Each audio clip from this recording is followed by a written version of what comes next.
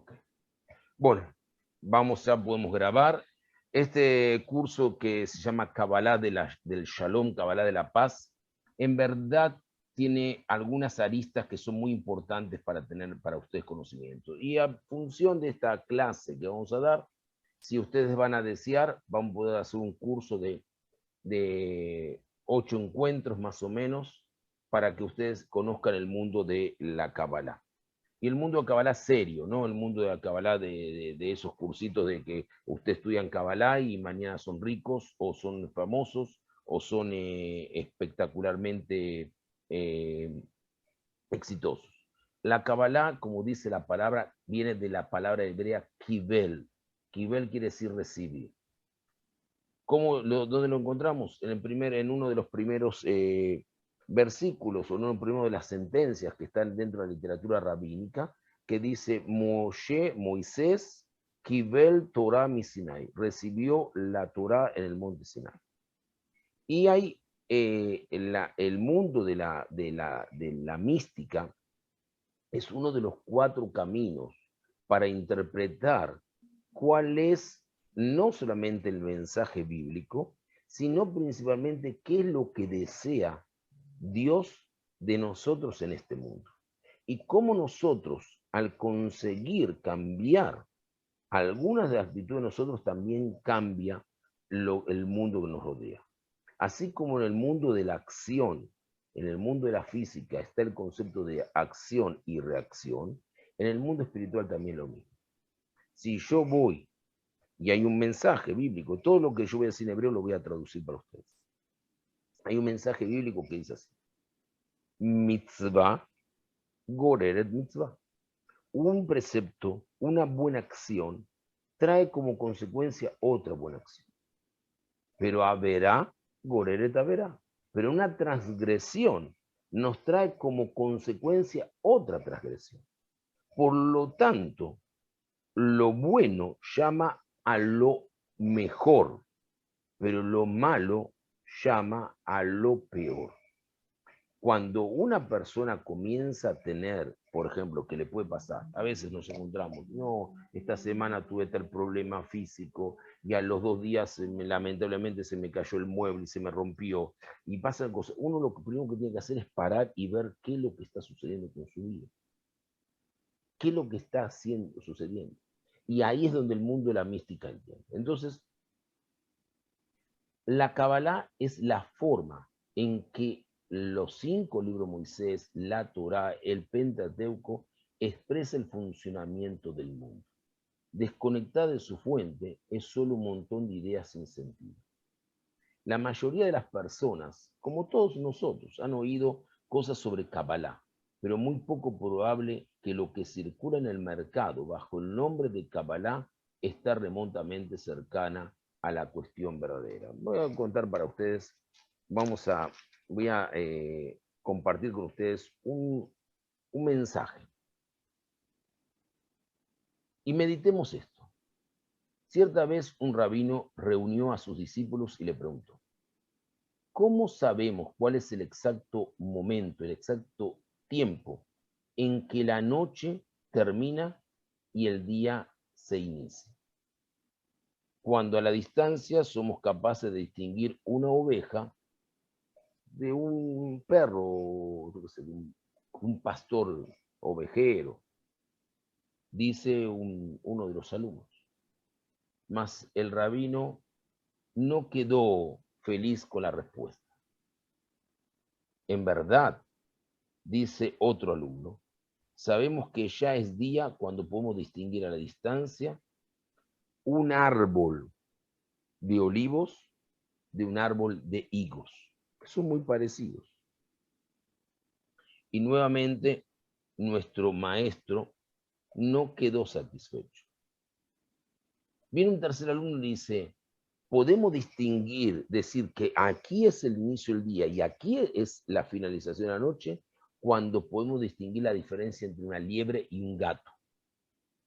Conocemos la famosa frase, liebre por gato. ¿Por qué? Porque son parecidos a la distancia. Y el maestro, la verdad, hizo un gesto de poca satisfacción. Al ver los alumnos la insatisfacción del maestro, del rabino, reflexionaron y le dijeron, entonces maestro, preguntaron los alumnos, ¿cuál es? ¿Es mi micrófono, Iaco?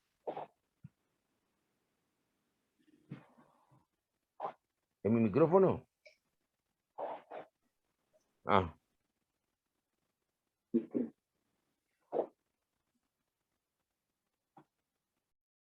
Ya les conecté por ahora el micrófono a Juan. Entonces los alumnos, al reflexionar, le preguntaron, maestro, entonces, ¿cuál es la respuesta?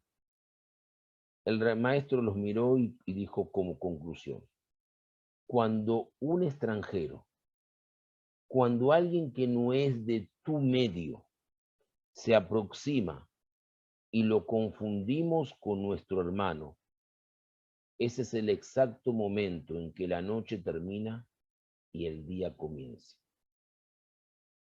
Con las enseñanzas que hoy vamos a iniciar, nos vamos a sumergir, a internalizarnos en las siguientes hojas, los siguientes conocimientos que nos eleve a niveles de aprender a amar al extranjero, que no solamente es el físico el que está afuera, el que vemos, sino al que está dentro de nuestro interior. Consecuentemente, todos nuestros extranjeros serán nuestros hermanos, y donde el respeto y la fraternidad son la regla principal. Dios le dijo a Abraham en el libro Génesis, en el libro Bereshit, capítulo 12, versículo 1. Vai, va. Lej y avanza. Lej, leja y avanza. Ve y camina. Ve y sigue en tu sendero. Viene el Zohar, que quiere decir esplendor, el libro principal de la Kabbalah, y explica esto, que es para qué estamos estudiando hoy. Que Dios le dijo a Abraham, avanza, va hasta tu ser, hasta tu íntimo, conoce tu ser, conoce tu intimidad y realiza y concretiza a tu ser. Esa es la idea de ir. Por lo tanto, basado en esto, ahora entendemos que la Kabbalah no es simplemente palabras lindas. La palabra es profundidad, es encuentro. A lo que la mayoría de las personas han estado expuestas es a una mezcolanza de psicología popular y autoayuda que pretende tener alguna conexión con el misticismo judío, pero raramente o nunca la tiene. Es fácil ver cómo la gente se deja engañar. En la mayoría de las disciplinas esperás conocer y comprender algo después de estudiar un poco, pero cuando se trata de misticismo la gente espera quedar perpleja, así que están dispuestas a aceptar lo incomprensible. La Kabbalah se supone que es misteriosa, enigmática, es misticismo después de todo. Tanta tontería es presentada en el nombre de la Kabbalah que es importante disponer de algún tiempo de medio donde la gente pueda encontrar los conceptos básicos que tanto ansían. En este curso, en esta clase que vamos a dar, y después vamos a ver cómo continuamos. Vamos a tratar de presentar algunas ideas centrales del misticismo judío en una forma metódica e inteligente, minimizando la terminología difícil y alejándonos del sentido de lo incomprensible. ¿Por qué? Porque aquí viene la cuestión. La palabra shalom, que ya lo explicamos en esta semana cuando tuvimos esta actividad Unidos por la Paz,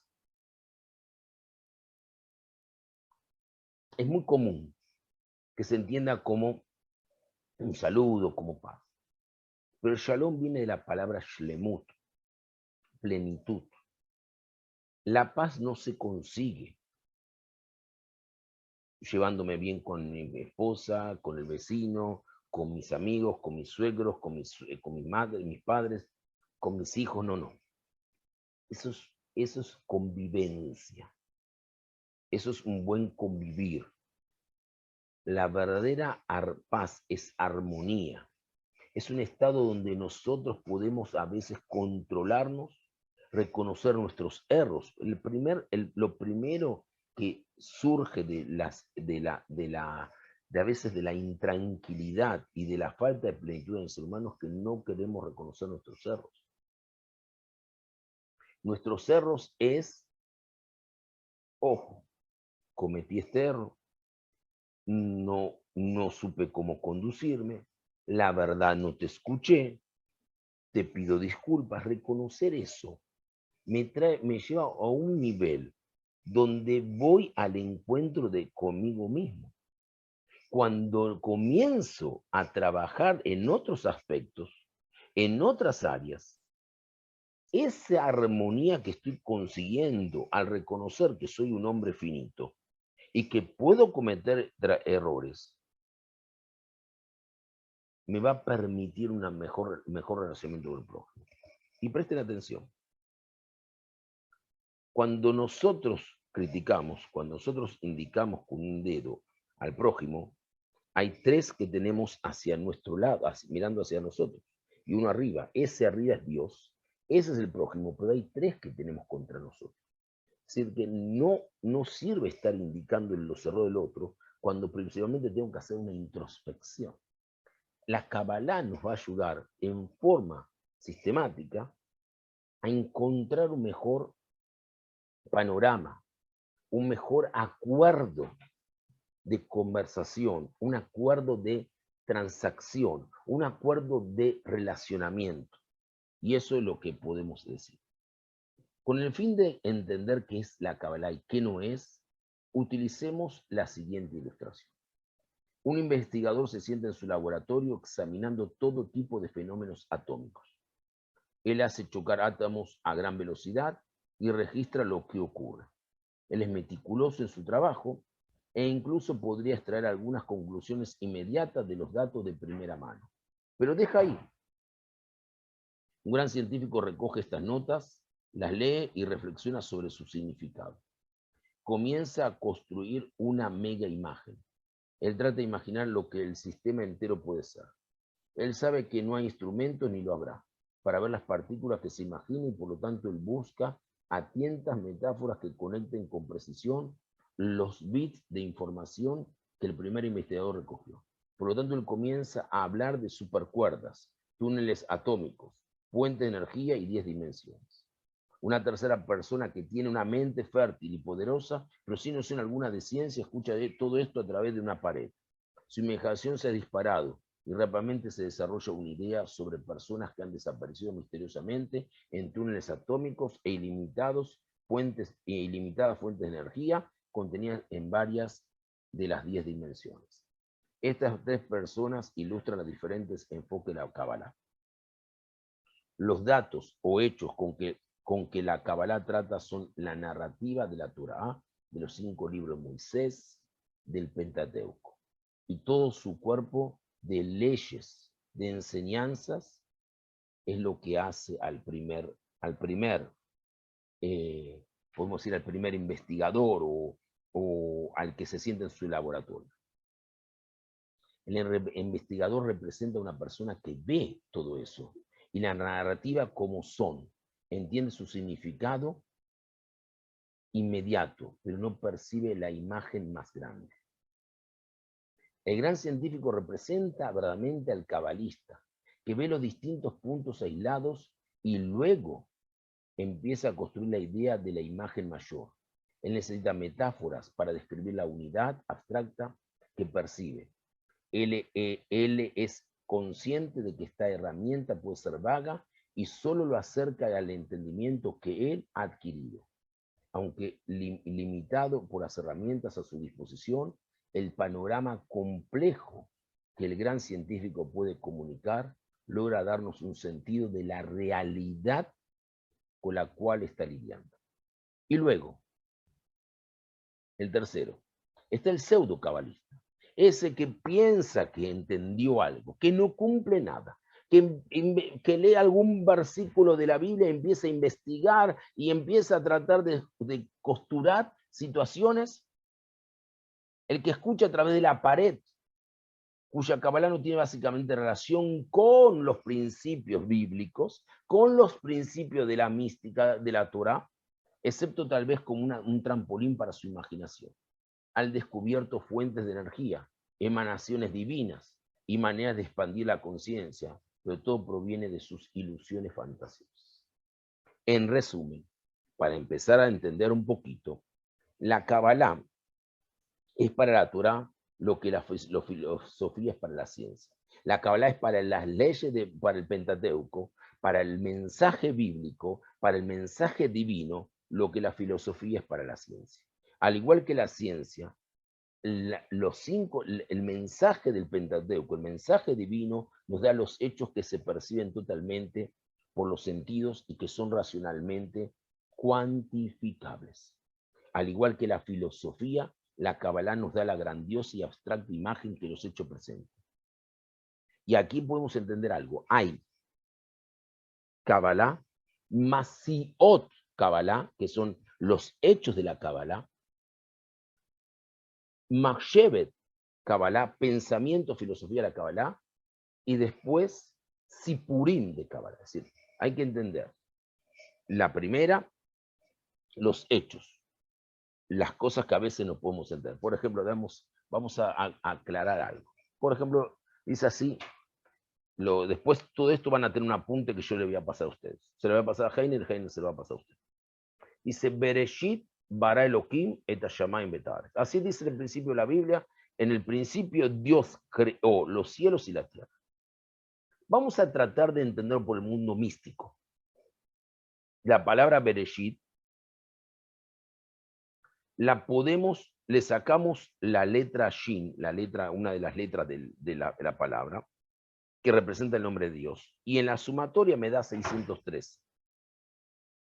613 representa los 613 mandamientos, positivos y negativos, que el hombre, por lo menos el hombre judío, tiene que llegar a observar. Pero después viene la palabra Bereshit bara Elohim et hashamayim. Hashamayim quiere decir los cielos. ¿Cómo los cielos? Yo veo de un solo cielo. ¿Cómo los cielos? Si yo voy a la palabra Shamayim y busco la gematría, la numerología, lo que me da igual es a la palabra Neshama, que quiere decir alma. Alma quiere decir que espiritualidad. Y a Aretz, que quiere decir tierra, voy a la numerología y me da igual que la palabra Guf, cuerpo. Por lo tanto, podemos entender que en el principio Dios creó los 613 preceptos para enriquecer nuestra alma, pero para que nuestro cuerpo sea el medio con el cual vamos a cumplir las acciones positivas que nos lleven a elevarnos en todo nuestro sentido. Entonces, ahí encontramos que hay un mensaje que es muy difícil de entenderlo en la forma literal. Por lo tanto, a continuación, vamos a explorar algunos de los fundamentos de la Kabbalah. ¿Cómo está todo? ¿Todos entendieron bien o alguno tiene alguna pregunta? ¿Quieren parar? ¿Me quieren hacer una pregunta, por favor?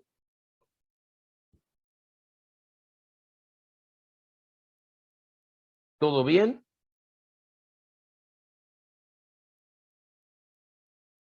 ¿Vamos bien? ¿O quién? Jacob, Heiner, me dice muy bien. Entonces, vamos a ver, vamos a un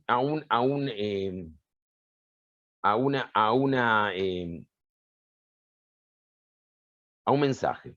Vamos a un mensaje que seguramente a usted le va a gustar. Era una vez un gran rey que viajaba por la floresta, es decir, por el bosque, cuando repentinamente escuchó el sonido de una linda música. Él fue cautivado por la melodía y corrió en la dirección de la misma. Cuando llegó a ese lugar que le parecía que de ahí salía la melodía, y de ahí salía salía la música, vio y sintió que la música estaba en dirección opuesta. Entonces, ¿qué hizo? Fue para la dirección opuesta. Cuando siguió y llegó a ese lugar que parecía que de ahí salía la música, nuevamente le pareció que venía la música, el sonido, la melodía de otra dirección. Y pasó el día corriendo en todas las direcciones, encantado, maravillado por la linda música, sin conseguir encontrar los músicos o captar la melodía o el origen de la misma.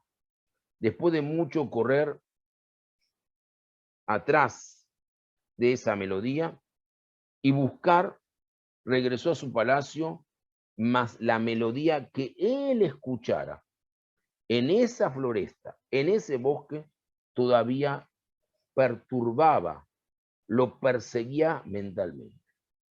Entonces llamó a la corte a todas las bandas y música de la tierra.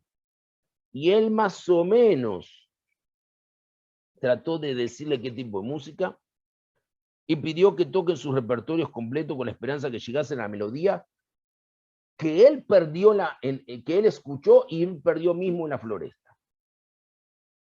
Mas todo fue en vano. Ellos tocaron muchas melodías lindas, encantadoras, más no aquella que él buscaba. A veces llegaron casi a tocarla, mas jamás consiguieron el acorde correcto, el acorde cierto. Así, el rey aprendió muchas melodías, mas también percibió que tendría que continuar a buscar la melodía. Las enseñanzas que vamos a leer a lo largo de este día. Y espero que después, si ustedes desean, hagamos un curso de 8 encuentros. Pretendemos o pretendo que ustedes aprendan la melodía.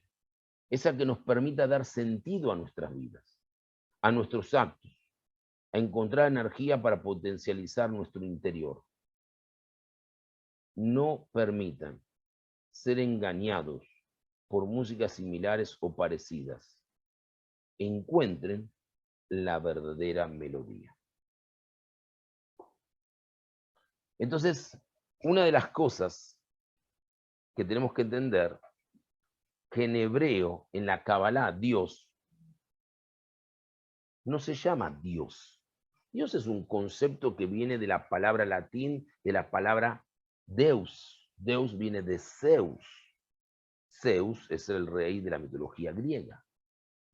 Nosotros llamamos en la Kabbalah Ein Sof.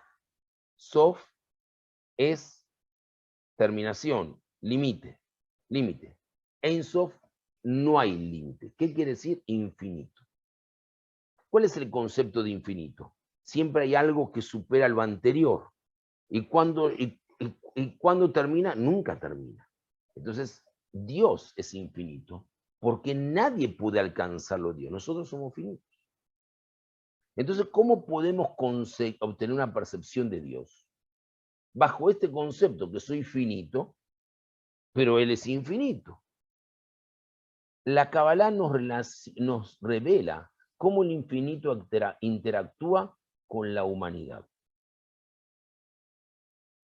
La Kabbalah se trata de entender en la medida de lo posible a Dios. Y cuando entendemos a Dios, estamos entendiendo también a nosotros mismos. Esto nos lleva a una gran paradoja, a una gran pregunta, hasta una vez es una contradicción, ya que, ¿cómo podemos nosotros, como dije al principio, que somos seres finitos, entender la magnificencia de Dios que es infinito? Es como si quisiéramos que una hormiga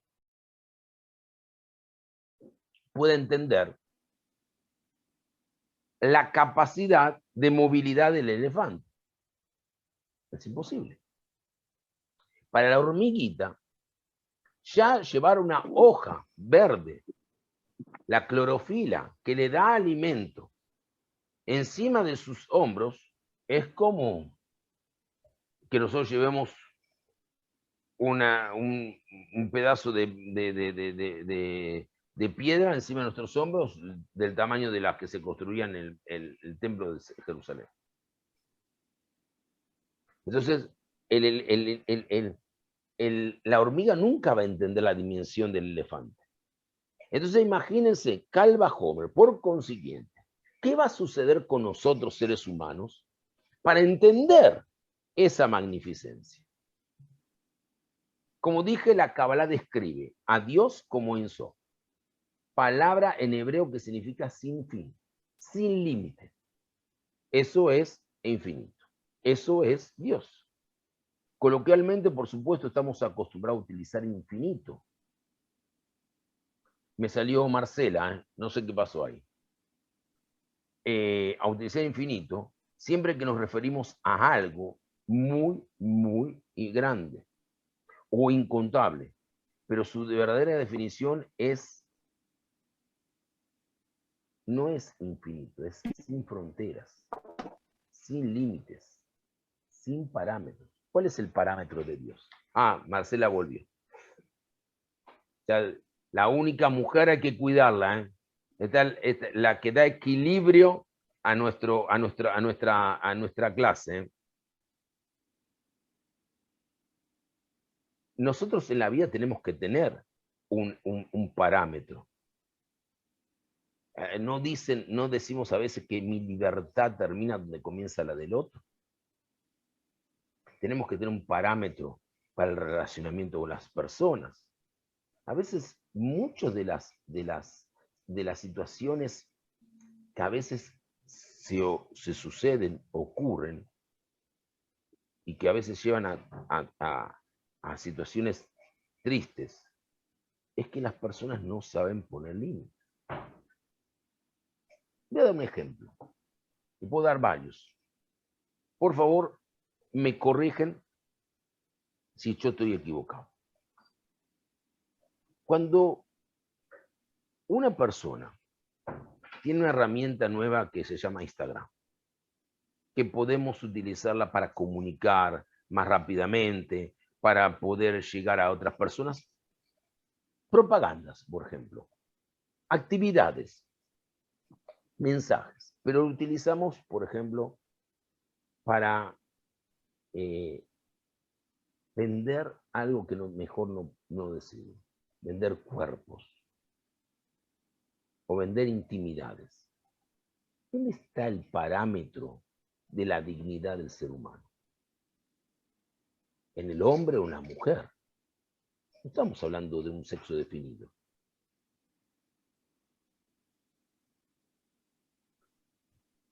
Por eso, voy a reiterar aquella historia. Juan no sé si todos ustedes la escucharon, pero creo que no. Marcela puede ser que la haya escuchado. Juan seguro que no la escuchó. Felipe también puede ser que la haya escuchado, pero estoy seguro que Heiner y Jacob la han escuchado. Pero no está de más repetirla.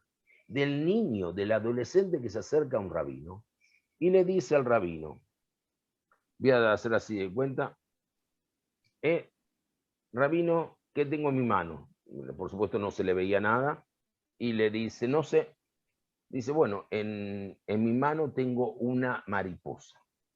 Qué bien, le dice el rabino. Bueno, dígame, rabino, ¿esta mariposa está viva o está muerta? Y el rabino lo mira y le dice, discúlpame, esa pregunta no me la tenés que hacer tú a mí, esa respuesta te la tenés que dar tú a ti. El adolescente le dice, no estoy entendiendo, rabino. Yo le estoy preguntando, usted me tiene que responder. Ese es el clase de diálogo que he aprendido. ¿Sí? Yo te estoy respondiendo. No es una pregunta que tú me debes hacer, es una pregunta que tú te debes hacer. La respuesta está en ti. Y el joven, ya perdiendo la paciencia, no juegue con adivinanzas, rabino. No juegue con palabras. Séame honesto, séame directo y dígame cuál es la respuesta. Dice, ya te dije 2 veces que no es una pregunta que tú me debes hacer, sino una pregunta que tú te debes hacer. Es una pregunta introspectiva. Y la respuesta está contigo, pero como no querés hacerte la pregunta, te la voy a decir yo la respuesta. Dice, ¿cuál es? Mira, depende de vos si está viva o está muerta. ¿Cómo depende de mí? ¿Sí? Yo puedo decir que está viva, cerrás un poco las manos y la matás. Yo digo que está muerta y vos abrís las manos y la dejás vivir. Entonces la respuesta no depende de mí. La respuesta está en tu persona. Y es ahí donde nosotros tenemos que entender que los parámetros de la vida es lo que marca la estabilidad de nuestra alma. Se me fue Juan. Ah, no, volvió Juan. Eso es lo que tenemos que entender. Si yo no voy a entender cuándo es el tiempo para mi hijo, cuándo es el tiempo para mi esposa, cuándo es el tiempo para mí, cuándo es el tiempo de mi crecimiento, y voy a confundir, es muy fácil que voy a ir detrás de imágenes donde las personas pierden su dignidad porque no han puesto parámetros. No sé si están todos aquí, tienen alguna relación, son padres, son hijos. Bueno, me voy a contar algo. Lo voy a disfrazar para que ustedes entiendan un mensaje sin que piensen que estoy hablando de alguien en especial. No estoy hablando de nadie, pero para sacarnos esa duda. Resulta ser que una vez, cuando fue la crisis 2008, en Estados Unidos, bueno, en los últimos años vivimos crisis de todo tipo. Crisis de guerra, pandemia, crisis de la bolsa. Ya en los últimos, el siglo XXI fue en los primeros 20 años el inicio de todas las crisis. Si no me equivoco, Fukuyama, el historiador Fukuyama decía que cuando cayó el muro de Berlín, se acabó la historia, ya terminó la historia. Y yo dije que cuando cayó el muro de Berlín comenzaba otra historia. Les recomiendo que tengan la oportunidad cuando puedan, no tiene que ver con Kabbalah, pero puedan leerlo. Lean el libro de Yuval Harari, Sapiens, el historiador israelí. Es un libro espectacular. Sapiens habla de los diferentes desarrollos cognitivos, psicológicos y filosóficos del hombre. Él utiliza algunos conceptos muy superficiales de la Kabbalah, pero le da un camino para seguir. Muy bien. Entonces, era 2008 la crisis, un hombre que trabajaba mucho con las bolsas, imagínense, en esas bolsas un día subían, 20 días bajaban, crisis se vendían, lo que valía un día 20, el otro día no valía nada. Un día llega el hombre muy cansado, muy nervioso, muy alterado, su esposa está descansando, de los 3 hijos, 3 de los 4 hijos, 3 están durmiendo, el mayor, 11 años, 12 años, lo está esperando su padre. Entra el padre, ve que la esposa le dejó un mensaje, la comida está en la heladera, caliéntatela, me fui a descansar, ok, todo lo que vos decís. Y el hijo le dice, hola papá, ¿cómo estás? ¿Cómo estás? ¿Qué tal? ¿Estás despierto? Sí, sí, quería hablar contigo.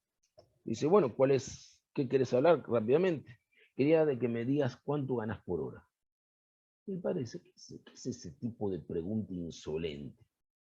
¿Cómo vas a preguntarme cuánto gano por hora? Déjame tranquilo, vengo nervioso y me venís a hacer esas cosas.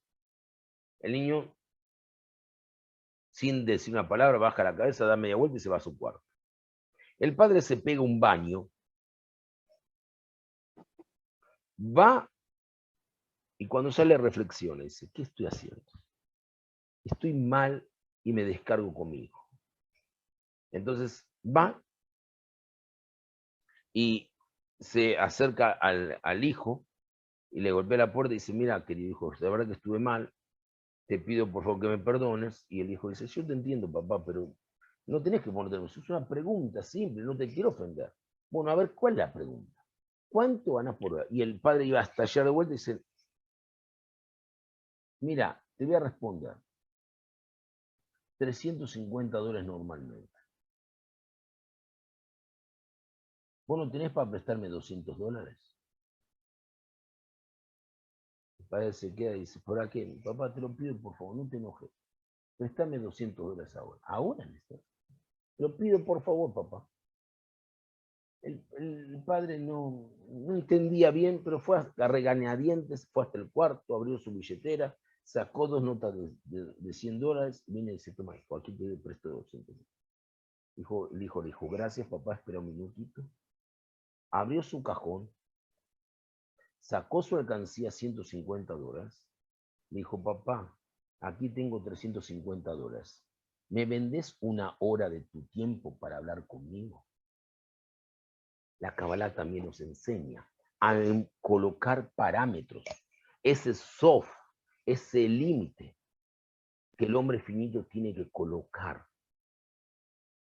Cuando la Torah dice Moshe Ish Anás Meot, cuando Moisés era un hombre muy humilde, ¿qué quiere decir la mística? La palabra Meot, que quiere decir mucho, también si juego con las letras, me da la palabra Adam. Era humilde entre los seres humanos. La humildad no es humillación. La Kabbalah nos viene a enseñar que la humildad es el espacio que el hombre cede para entender su finitud y poder comprender qué es lo que pretende Dios de nosotros. Entonces, así cuando agarramos algo físicamente necesitamos límites, bordes para aferrarnos a él. Un vaso, una taza. Así también cuando mentalmente entendemos un concepto, necesitamos percibir los límites de la idea como puntos de referencia. Por lo tanto, cuando definimos algo le estamos dando parámetros y entonces somos capaces de corresponderlo. La claridad de una imagen depende de la nitidez del contraste de sus fronteras. Repito, la claridad de una imagen depende de la nitidez del contraste de sus fronteras. Cuando quiero describir a una persona, señalo las distinciones entre ella y los demás. Si yo digo ella es alta, realmente quiero decir que ella es más alta que la mayoría de las personas que están a su alrededor. Si yo digo que es inteligente, estoy demarcando que su inteligencia no es que los demás no son inteligentes, sino que su inteligencia se destaca porque le da un punto, una finalización, un sentido. Como decíamos estos días, en el libro de Viktor Frankl, el creador de la logoterapia, el hombre en busca del sentido. Cada palabra la describimos, como dice la Kabbalah, para dar un sentido. Dios se denomina Bal Tajlit. Presten, Dios se denomina en la Kabbalah como Bal Tajlit. ¿Qué quiere decir? Él no está limitado de ninguna forma, no está ocupado en parámetros, sin ofender a ninguna religión. Las demás religiones necesitamos la palpabilidad, la tangibilidad para entender la idea de Dios. Es decir, necesitamos un intermedio. ¿Cuál es el intermedio que la Kabbalah da del hombre con relación con Dios? Necesitamos que un celular, hola Dios, ¿estás aquí conmigo? No. Nuestro celular es la oración, es la meditación. Y aquí estoy hablando en líneas generales, ¿eh? No estoy hablando del judío o no judío, ni Buda, ni musulmán. No estoy hablando en líneas generales. A veces sentarse a meditar, a pensar profundamente en un momento. Por ejemplo, recién estaba comentando Heiner, con todo permiso, Juan, un permiso me dice, Juan está cerrando su negocio y ya está sumándose al curso. Me parece genial. Él decidió darle en este día un sentido espiritual a su momento, luego de su momento laboral. Eso también es encontrar una comunicación con el Creador. Y por lo tanto me comunico para comunicarme. Lo que me comunico me sirve como introspección. Esto no solo significa que sus poderes, su fuerza, hablamos del concepto divino, no se limitan en modo alguno, sino que más profundamente no podemos contrastar a Dios con ninguna experiencia conocida por la humanidad.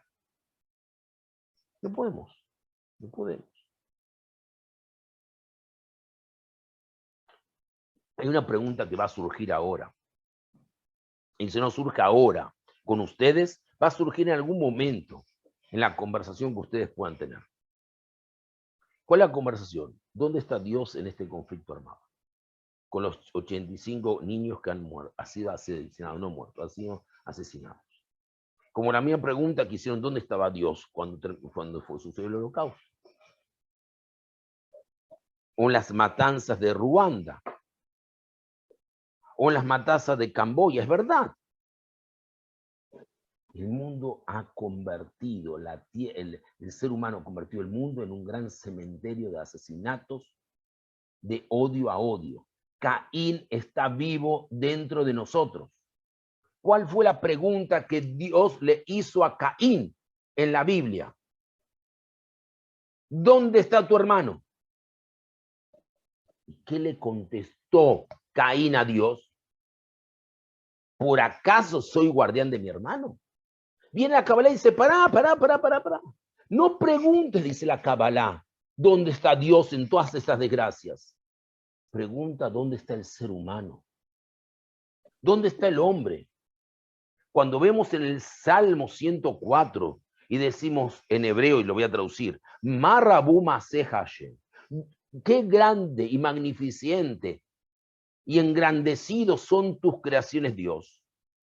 Es para que tomemos cuenta que no tenemos que estar destruyendo el río tirando cosas o haciendo investigaciones como hicieron los franceses con bombas atómicas tirándolas ahí en Nueva Guinea, en Papúa, en todos esos lugares, que trajo como consecuencia que se hagan perforaciones en la tierra y vengan después como consecuencia maremotos o alteraciones en la tierra. ¿Quién le mandó a hacer al mundo bombas nucleares? ¿Para qué 5.000 ojivas nucleares? Si con una sola ya destruimos el mundo. Con dos, Hiroshima y Nagasaki. 5.200 tiene Rusia, tiene 5.200 y 4.400 tiene Estados Unidos. ¿Para qué? Si no alimentaban con electricidad la central de Chernobyl hoy, mañana iba a haber otra fuga. No sé si ustedes sabían que Ucrania había recibido un préstamo del Banco Mundial para construir como una camisa, eran varias estructuras, para aislar la central de Chernobyl, y en el 2044, la radiación iba a terminar, entonces se podía sobre ese lugar reconstruir todo.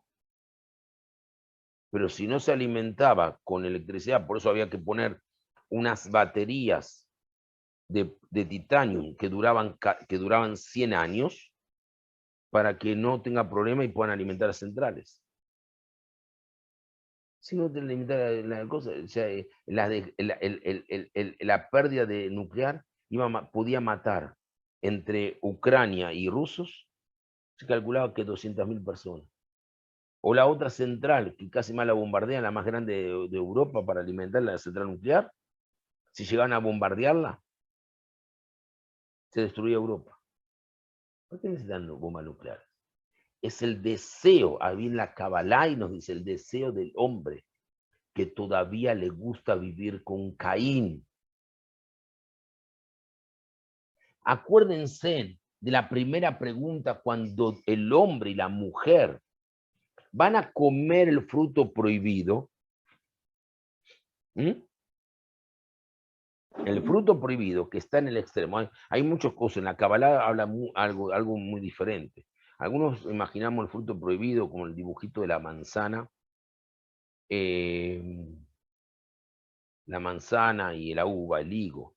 La Kabbalah nos habla que el hombre y la mujer lo llaman el fruto prohibido porque cometieron la primera aberración sexual que era una abominación a los ojos de Dios. Pero sea cual fuera la interpretación, dicen que fueron al extremo, ahí donde terminaba el jardín, es decir, las aberraciones que el hombre hace, las prohibiciones que transgrede, siempre lo llevan a un extremo, nunca al límite. El árbol de la vida estaba en el medio, en el centro. El árbol del conocimiento, es decir, ese conocimiento que nos puede llevar a veces a cometer transgresiones. El conocimiento nos permite desarrollar energías o armas prohibidas. Está ahí en el extremo. Cuando ellos descubren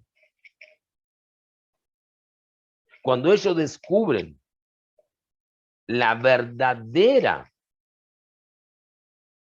realidad con lo que se habían sumido, sea cual fuera, sea un fruto como fruto físico o sea, como dicen algunos, una aberración sexual, sea lo que fuera, ellos se esconden. Y Dios le pregunta, ¿dónde están? Cuando cometemos una transgresión nos escondemos, porque pensamos que el escondernos va a ser menor nuestra consecuencia, no es escondernos. No sirve, de escondernos de Dios no sirve. Y Dios le pregunta, ¿dónde están? Y el hombre le pregunta, descubrimos nuestra nudez y nos escondimos. ¿Y cómo descubriste algo? Ah, lo descubrí por esto. Ah, ¿lo descubriste por esto? Entonces, ahí es donde tenemos nuestro error. Bueno.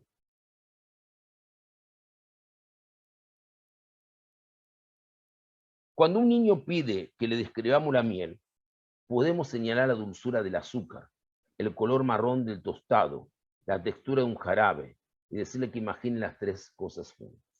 Pero cuando un niño pide una explicación sobre las políticas de las relaciones de trabajo, pasa un momento difícil tratando de encontrar un ejemplo porque las interacciones emocionales de este tipo de escenario no tienen paralelo real en el universo de un niño. ¿Acaso tu mente es un instrumento inútil cuando se trata de contactarnos con Dios?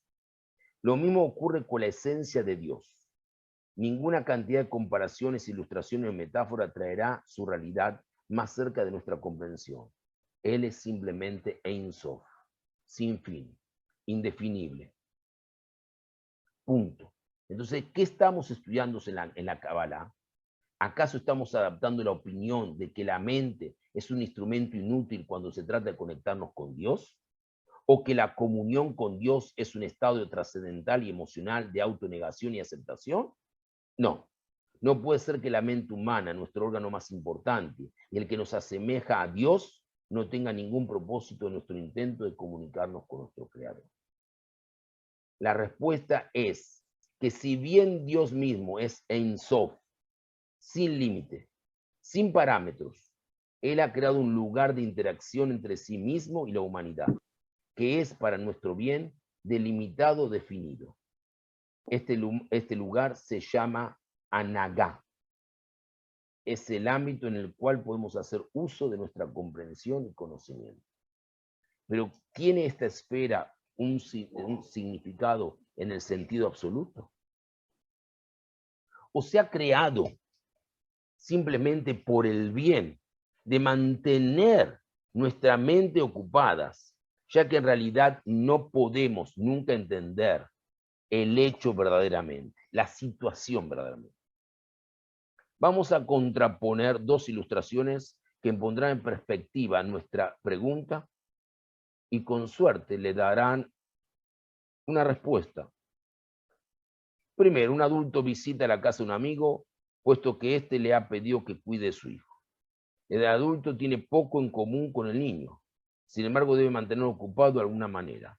Digamos que la televisión está rota, no se puede utilizar. Él diseña un juego de canicas canicas son estas tipo bolitas, algo así, y se sienta a jugar con el niño. Al hacerlo, el adulto ha abandonado por completo el mundo de los adultos y ha entrado en el mundo del niño. Años más tarde, cuando el niño recuerda este incidente, él podría sentir esto como un ejemplo de la bondad del adulto, pero nada en el juego en sí es un reflejo de los valores del adulto. Ahora, consideremos una segunda ilustración. Un adulto crea una escuela para niños donde le enseñará la dignidad, responsabilidad y justicia. Pero esos son conceptos abstractos, significados para un niño.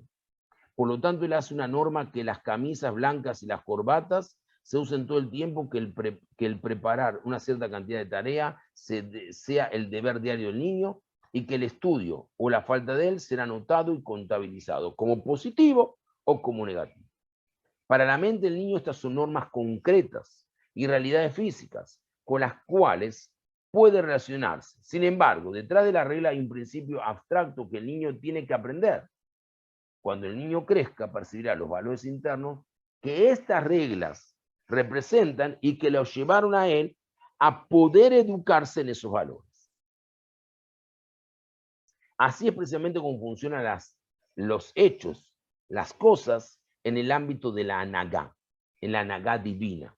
La forma en que percibimos que Dios interactúa con el universo, lo cual, por supuesto, está contenido en las normas y leyes de la Torah.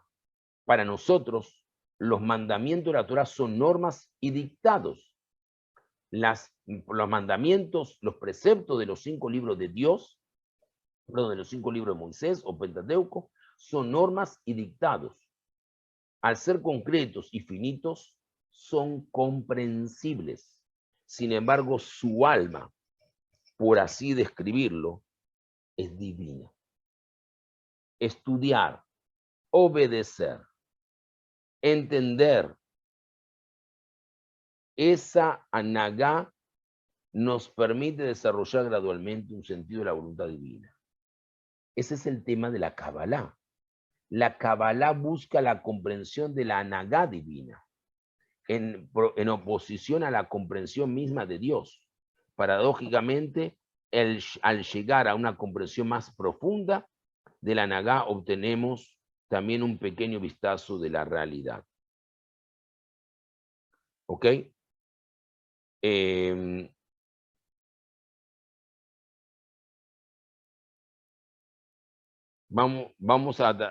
¿Estamos entendiendo esto?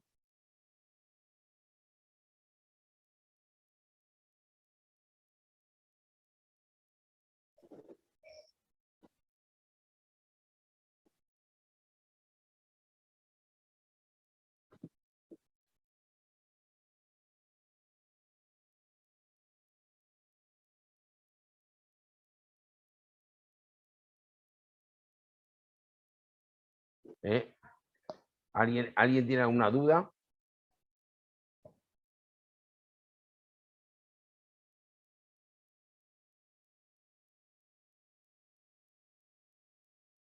¿Alguien tiene alguna duda, gente?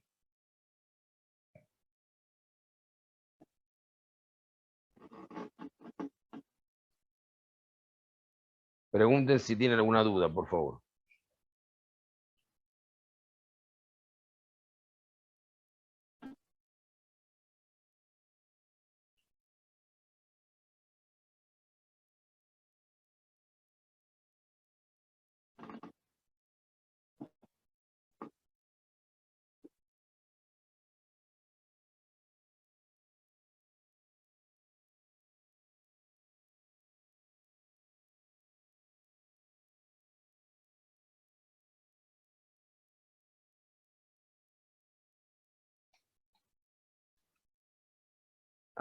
¿Están todos bien ahí?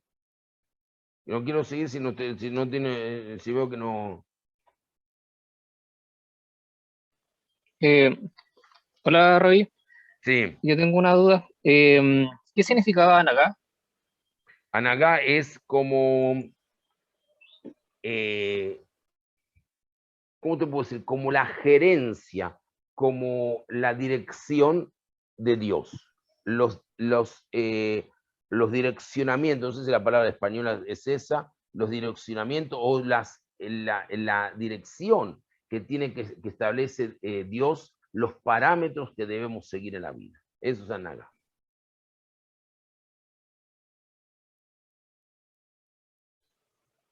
¿Son como mitzvot? ¿O No, son mitzvot? mitzvot son, las mitzvot son preceptos que debemos cumplir. Las mitzvot se aprenden. Las midot, que son las buenas, las características, es algo que uno lo desarrolla. La nagá son los direccionamientos que Dios te dice. ¿Qué es un direccionamiento? Tenés que obedecer, tenés que estudiar, son características, pautas para que podamos nosotros llegar a caminar y a desarrollar nuestra mejor aptitud en la vida.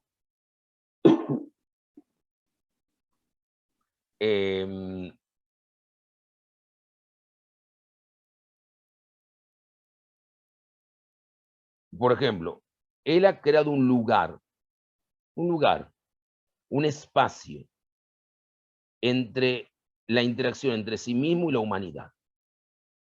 Ese espacio se puede concretizar, por ejemplo, en una sinagoga, en tu casa.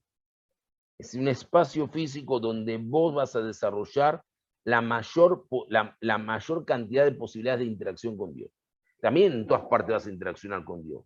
Pero hay lugares donde específicamente vas a resguardarte para de relacionarte. A ese lugar se llama Anaga.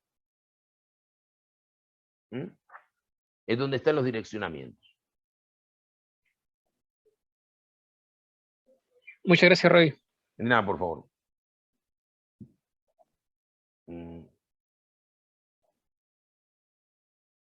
Entonces, la Kabbalah busca la comprensión de la Nagá divina, del lugar, de la interacción de Dios, en oposición a la comprensión misma de Dios. Paradójicamente, al llegar a una comprensión más profunda de la Nagá, obtenemos también un pequeño vistazo de la realidad de Dios. Muy bien, aquí hay un punto que es muy importante. Yo quiero darle unos 10 minutos más para que ustedes comiencen a preguntar. Un concepto cabalístico que explica la multiplicidad de las manifestaciones de Dios en el mundo y nos ayuda a ver cómo Dios es verdaderamente uno, son el concepto de las 10 sefirot. Las sefirot traducen como emanaciones, pero la palabra sefirá también viene de la palabra contar. Los bloques de construcción de la terminología cabalística son las 10 sefirot. Estas son las 10 emanaciones o luces a través de las cuales Dios interactúa y se relaciona con su mundo.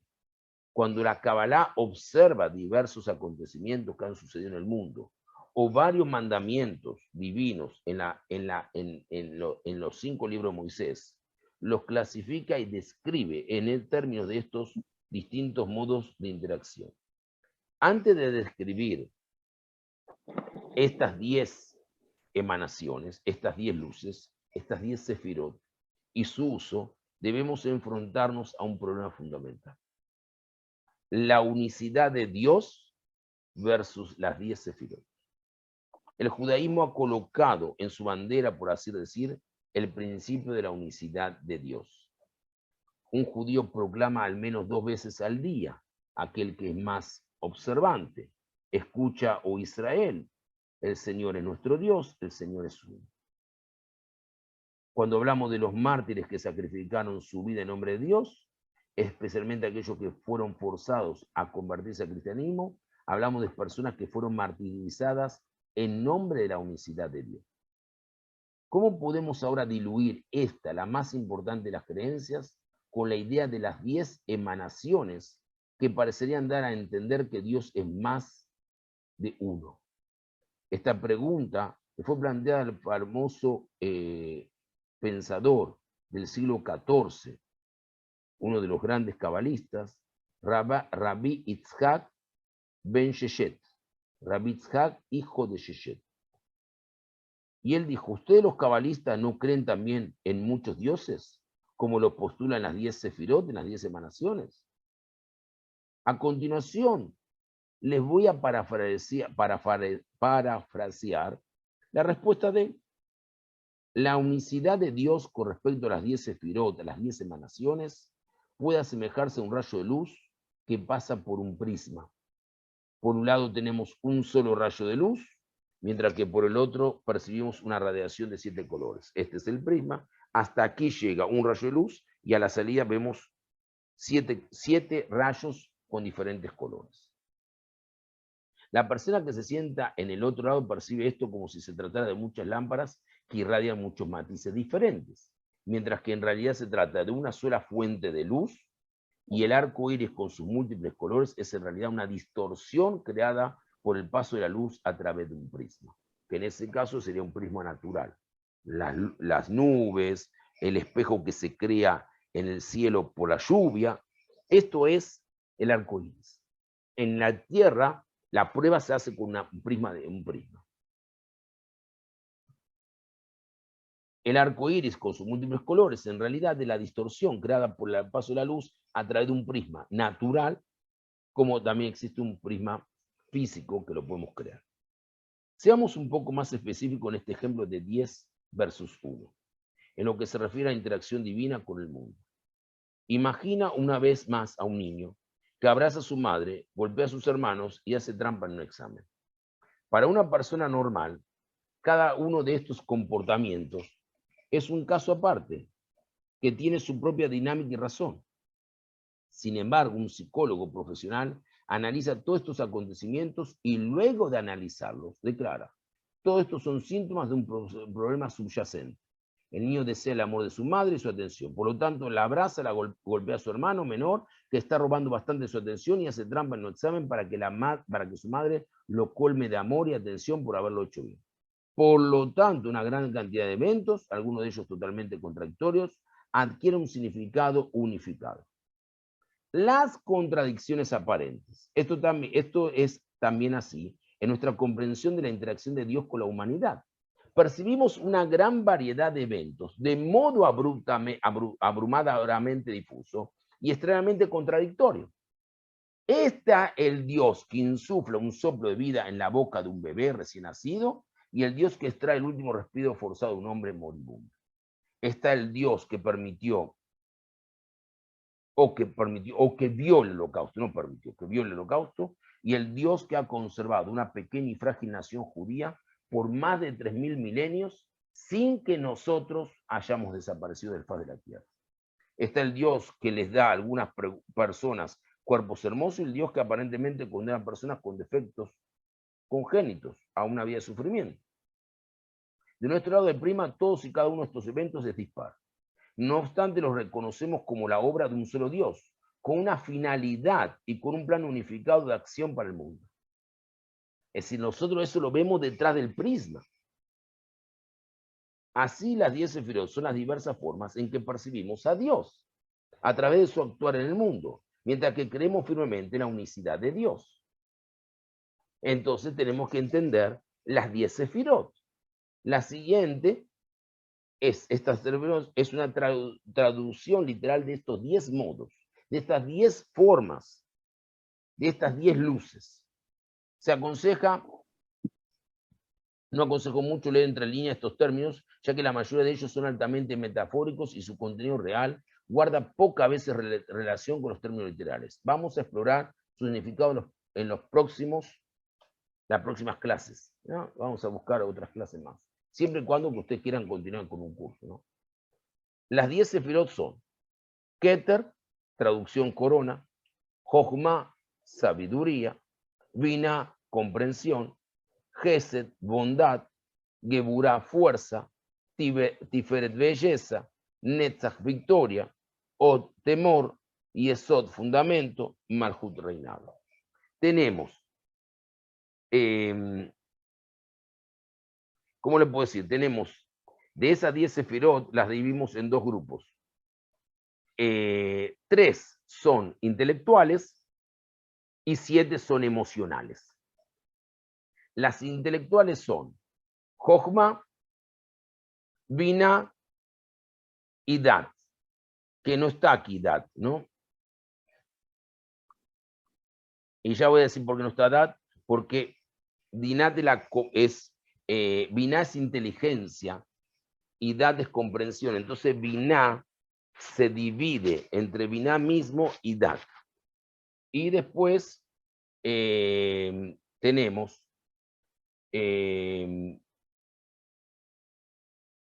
Gesed, Geburah, Tiferet, Netzach, y Esod y Malhut. Estas son las emocionales. Ahora, vemos que de acuerdo a lo que yo dije, aquí está además Keter. Y van a ver lo que yo digo. Keter, literalmente la corona, es el antecedente a todos los flujos sefiróticos y también referido como al más alta de todas las sefirot de emanaciones. Es la fuente de los flujos de la voluntad y del placer. Entonces, Keter sería la corona de quién? Del reinado, el reinado de Dios. De ahí salen los flujos y es por eso que viene, después de Keter vendría las tres sefirot intelectuales, Jochma, sabiduría, Binah, que se separa, entonces Binah es inteligencia y Dat, comprensión.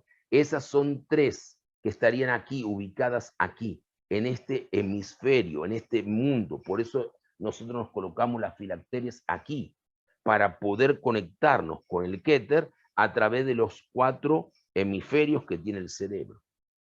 Después vienen las emocionales.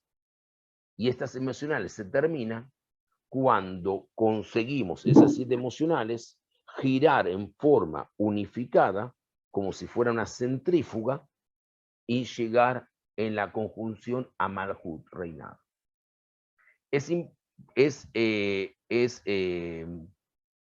importante aclarar que existe también una variante, esta lista, ¿ves? Por eso yo lo dije. A veces la sefirot se enumeran sin Keter y se incluye edad, conocimiento entre Binah y Gesed, y en los próximos cursos, vamos a ver otro curso, vamos a también entender cuál es la diferencia por qué en algunos cuadros Dat se excluye y Keter se incluye y en otros no. Muy bien. ¿Estamos bien hasta ahora? ¿Estamos todos bien? Perfecto. Tenemos unos minutitos más para que yo pueda después dejarlos a ustedes preguntar. Entonces, las 10 sefirot no son 10 por casualidad. Su número nos ayuda a entender el diseño de todo el universo. Las sefirot son nuestras percepciones humanas de las diferentes formas en que Dios interactúa con el mundo, tal como lo describimos hace un instante. Pero, ¿cuál es el significado del número 10? En la metáfora cabalística, los números no son meramente notaciones aritméticas, aunque después tengo un trabajo sobre Torah y matemática, matemática y Kabbalah. Los números tienen una personalidad y son cualitativamente significativos. Esta idea no es abstracta, ya que vivimos con ella también concretamente. Nosotros decidimos que algo ocurrió solo una vez y que hay 2 partes en cada historia, que quienes cometieron delitos 3 veces deben recibir un castigo más fuerte, metafóricamente, que decenas vinieron para un evento, etcétera, etcétera. Por lo tanto, si hay 10 emanaciones o 10 sefirot, debe haber un significado detrás de ese número y la importancia de ese número. El número 10 es importante porque la base aritmética. Esto es normalmente explicado como una consecuencia de que tenemos 10 dedos, la extensión natural de los primitivos dígitos del hombre. Pero esta explicación plantea otra pregunta más profunda.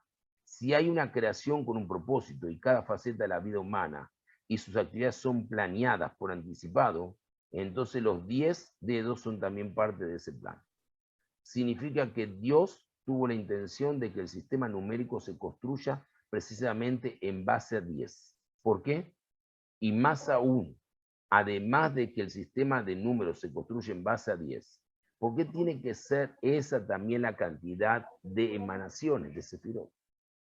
Rabbi Yehuda Loew, más conocido como el famoso Maral de Praga, el creador del Golem, filósofo místico del siglo XVI, ofrece una explicación, aunque él realmente explica que por qué Dios utilizó 10 ma'amarim, 10 expresiones para crear el mundo, la respuesta realmente encaja con la idea de las 10 sefirot, que son idénticas a las 10 expresiones. Dios podía haber creado el mundo ya sea con una expresión, mamar en hebreo, varias expresiones ma'amarim, o exactamente con 10 expresiones, y vamos a analizar las diferentes posibilidades. Si Dios hubiera utilizado una sola explicación, una sola expresión, eso implicaría que nosotros no tendríamos manera de analizar el mundo en unidades de componentes. Por ejemplo, piensa en un ingenioso hombre de negocios que actúa de manera intuitiva y tiene éxito en los negocios brillantemente. Si le pedimos que explique por qué compró una empresa determinada y que ganó con ella, él solo tartamudeará y dirá, simplemente sentí que debería comprarla. Porque es intuitivo. Él realmente no puede explicarlo, dado que términos como activo, flujo de caja y fractura no son parte de su pensamiento y terminología para tomar ese tipo de decisiones. Del mismo modo, un mundo totalmente contenido dentro de una sola descripción nos dejaría desconcertados. A continuación, quiero invitarlos a analizar cómo sería un mundo creado entre 2 y 9 expresiones. Ni una ni 10. Este sería un mundo con muchos elementos que lo componen, pero sin una unión subyacente visible. Por lo tanto, podría ser comparado con una persona que hace un montón de análisis de inversión sobre una base adecuada y que cuando se presenta la oportunidad invierte. Podríamos entender los movimientos particulares de él, pero no existe un cuadro general unificado para percibir. Dado que Dios es uno, esta sería una percepción falsa, un tipo de representación en la que podemos percibir fragmentos y pedazos, pero no la relación entre ellos. Eso sería inútil. Es decir, no la relación entre ellos. No podemos percibirla, entonces es algo inútil. Entonces llegamos a la tercera posibilidad, que es 10. 10 consta de componentes que pueden ser considerados como entidades separadas y sin embargo se suman para conformar un grupo de 10, lo que llamamos decena. O mejor dicho, 10 es una unidad que consta de componentes. Por lo tanto, cuando hablamos de 10 sefirot, queremos decir que Dios, uno, sin límite, creó un mundo, la humanidad, los 5 libros de Moisés, la historia y todo lo demás, que puede ser analizado en términos de componentes, no solo 10 componentes, sino que cada uno de estos 10 componentes tiene otros 10 componentes y así sucesivamente. Es una pirámide. Comienza con 1, ese 1 pasa a 10 y a otros 10. Esos 10 pasan cada uno a 10, 10, 10, 10, 10, hasta que llegamos a una base inmensa. Y tenemos la base que es casi infinito, como el inicio mismo que está en el creador. Por otro lado, independientemente del número de fracciones que seamos capaces de identificar, siempre hay un hilo que nos permite comprender la forma en que estos distintos elementos dispares convergen para formar el cuadro general unificado que es la verdadera imagen.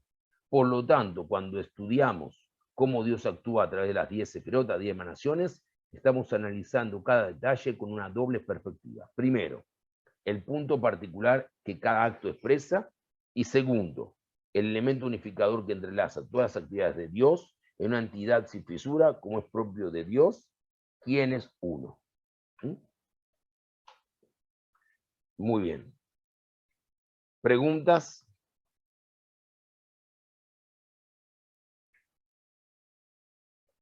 ¿Preguntas? Muy bien, Heiner, una pregunta. Escucho tu pregunta. Sí, Rabbi Rubén, lo que pasa es que cuando estaba hablando sobre la luz que pasa por el prisma, ya explicando con respecto al tema de las 10 sefirot y su fuente que es Dios, se me había venido un pasuk del Targum que está en el libro de Job, que dice o sea, eso es por qué camino se reparte la luz, por qué camino se reparte la luz. Entonces, cuando aquí el Tanaj está hablando entonces de las 10 sefirot, ¿O está hablando de forma literal? No, místicamente podemos entenderlo, que Dios da un mensaje. El ser humano que ve, está del otro lado del prisma, ve 10 mensajes. Ve 10 axiomas. Y esos 10 axiomas es la forma con que el mensaje divino de Dios, del Keter, de la corona, con sus flujos sefiróticos, se va expresando. Entonces encontramos el mensaje que se puede entender desde el punto de vista del Ot, o del Gesed, o del Malhut, pero todos esos mensajes tienen una fracción de una décima parte, una décima ava parte del mensaje total que estaba en el Keter, en la corona. Entonces lo que pasa es que al entrar en la prima se fracciona, como los colores. Y ahí es lo que hace la pregunta que hace yo. Es decir, pregunta de la luz. Entonces, es verdad, nosotros estamos del otro lado, no tenemos la fuerza para ver una sola luz. Solamente el que vio eso fue Moisés. Pero cuando Moisés le preguntó a Dios que quería comprender por qué el bueno sufría y el malo tenía ventaja, le dijo, esto no vas a comprender en el mundo de los vivos. Cuando llegues al otro mundo vas a entenderlo. ¿Mm? Muchas gracias, Rabbi Rubén. Perfecto. ¿Qué otra pregunta tenemos?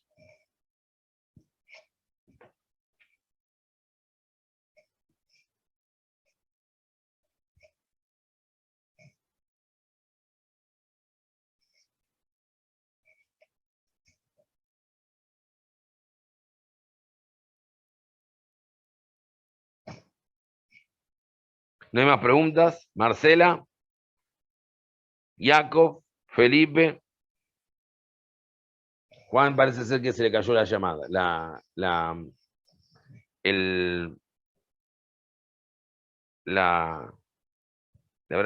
señal seguramente.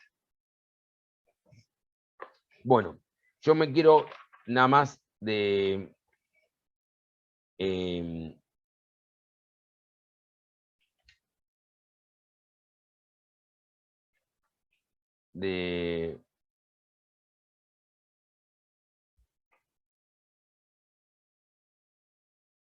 nada más darle la cabalá de la verdad.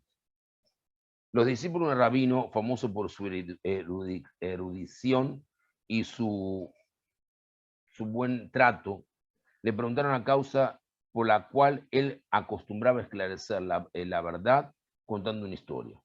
Y él respondió, eso lo puedo explicar contando una parábola sobre la propia parábola.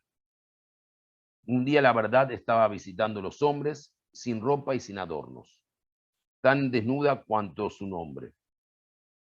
Y todo el mundo que la veía le daba las espaldas, de miedo o de vergüenza, y nadie la saludaba. Así la verdad corría, caminaba, percorría los confines de la tierra, totalmente despreciada, totalmente negada. Una tarde muy triste, muy cansada. La verdad encontró a la parábola, que estaba andando feliz con un vestido muy lindo y colorido. ¿Verdad? ¿Por qué estás tan triste? Le preguntó la parábola. Porque soy vieja y fea, y los hombres me evitan. Eso le dice la verdad. ¿Qué disparate? Rió la parábola. No es por eso que los hombres te evitan.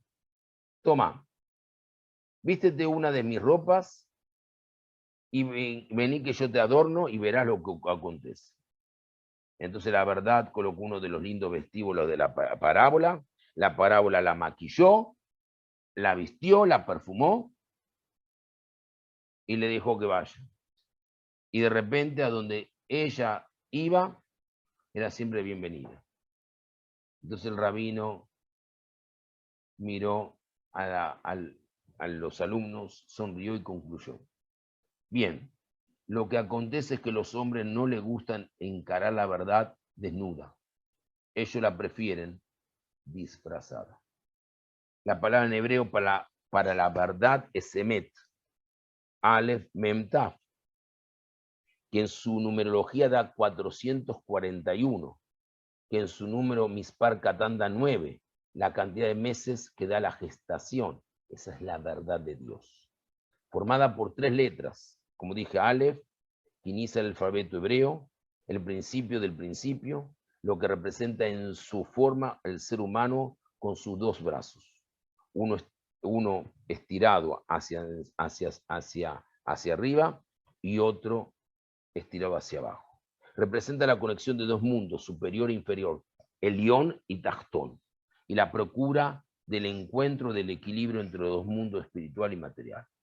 La segunda letra, la Mem, tiene 2 formas, conocidas como Mem, abierta, y es utilizada en el inicio y en el medio de la palabra.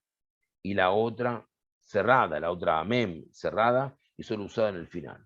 La Mem abierta revela los puntos referentes a la acción del Creador, que entonces están al alcance de nuestra comprensión. La Mem cerrada indica lo oculto, lo incomprensible, y nombra a Dios en muchas partes con el nombre de Makom, lugar, que comienza con la letra Mem abierta, demostrando la posibilidad de conocernos todos nosotros a través de Dios, y finaliza con la letra Mem cerrada, y a pesar de toda su esencia, está cerrada para nosotros. Su valor numérico es 40, que entre otras cosas representa los 40 días que lleva para formar el feto humano. Y en los 40 años también que la persona llega a la sabiduría. A partir de los 40 años, la persona está preparada para empezar a desarrollar otro grado de inteligencia. La letra Taf simboliza la verdad. No, en el principio de las palabras no llama la atención porque es interesante en el final. Al contrario del análisis y la simbología representada por otra letra, como la Shin, que tiene 3 patitas, que da inicio a las palabras Sheker, mentira, o Shalom y Shalom, armonía. El verdadero símbolo de la letra Taf y su esencia, la verdad, encuéntrase en la última letra de la palabra Emet, lo que significa que la verdad es valorizada al final. Entonces, ¿cuál es el valor de la verdad? La Kabbalah nos relata esta siguiente parábola. Cierta vez un discípulo le preguntó a su maestro, ¿cuál es el valor de la verdad? El maestro entonces le dio su anillo y pidió que fuese a una tienda bien simple para tentar cambiarlo por una moneda de plata. El discípulo fue y regresó decepcionado, por lo máximo que le habían ofrecido eran algunas monedas de cobre. El sabio lo mandó a que llevase de nuevo esta joya, y esta vez fue a la más fina joyería de la ciudad. El discípulo volvió sorprendido, diciéndole que le habían ofrecido 100 monedas de oro por el anillo. El maestro indagó el confuso alumno. Al final, ¿qué aprendemos con esto? Lo que el sabio respondió. Este es el valor de la verdad, mi hijo. La verdad es como este anillo. Solo tiene valor para quien la conoce y la reconoce. Finalmente concluyó que la Kabbalah nos enseña que existen 3 planos o 3 niveles de verdad. El labio de la verdad y la verdad de la verdad. Este último nivel representa la perfecta verdad. De esta forma se describe también el amor. Profundo, sin intereses y no sujeto a mudanzas, es puro amor. La verdad de las verdades. Porque el verdadero amor consigue transformar el mal. La energía utilizada para este último fin es entonces canalizada para el bien. Y aquí viene la Kabbalah del Shalom. Cuando nosotros tenemos un amor verdadero, cuando sentimos amor verdadero, no simples palabras políticas, cuando sentimos que el mundo necesita del amor de las personas, la comprensión y no el odio y la destrucción, estamos siguiendo los conceptos de la verdad, y ahí la palabra Emet, la palabra, como decimos, Torah de Emet, es verídica, es factible, es cierta, es concreta. Queridos amigos, hoy les dejo la Kabbalah del Shalom. Shalom aparece como palabra Shalem 40 veces en la Biblia y aparece como Shalom 135. 40 veces representa 40 días en que se distingue el feto para ya darle forma, esa unión de feto, para darle ya la forma de empezar criatura.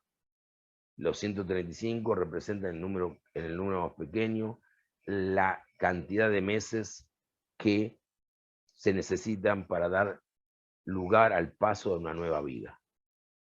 Queremos la verdad, queremos el shalom, queremos la armonía. Solamente tenemos que hacer algo simple. Gestar un feto de amor y dar paso a que ese amor sea una realidad. Le agradezco a todos ustedes. Preguntas que quieran hacer, pueden escribir. Ya le estoy escribiendo en el chat a esta dirección. Es una dirección solamente para cursokabala@gmail.com. O si no, a mi celular 6445-2007. Ahí están todos los datos, por favor, los tienen ahí. Agradezco la presencia. Para los demás que no pudieron participar, ahora terminamos de grabarlo y lo voy a montar un video en YouTube, se lo voy a pasar a Heiner y Heiner se lo va a pasar a ustedes. Heiner, a Marcela, etcétera, etcétera, y ustedes los tienen ahí. Dudas, una vez más, a cursokabala@gmail.com o al teléfono más 506-6445-2007. Cuando escriban, por favor, identifíquense con nombre y apellido. También colocan su número de WhatsApp, así los podemos responder, o su correo electrónico. Les deseo una excelente semana, que escuchemos buenas noticias y que prontamente podamos ver la redención, pero a partir de la paz, de la verdad y del verdadero amor. Gracias una vez más por estar aquí, y el material de hoy lo van a tener en breve, se lo voy a, lo voy a compartir con ustedes. No se preocupen. Cariños, va a estar dividido, son 4 capítulos, verdaderamente son más 4 capítulos, pero le voy a mandar estos 4 capítulos para ustedes. ¿Ok? Gracias y que Dios los ilumine. Nos vemos. Dios los bendiga a cada uno de ustedes. Amén.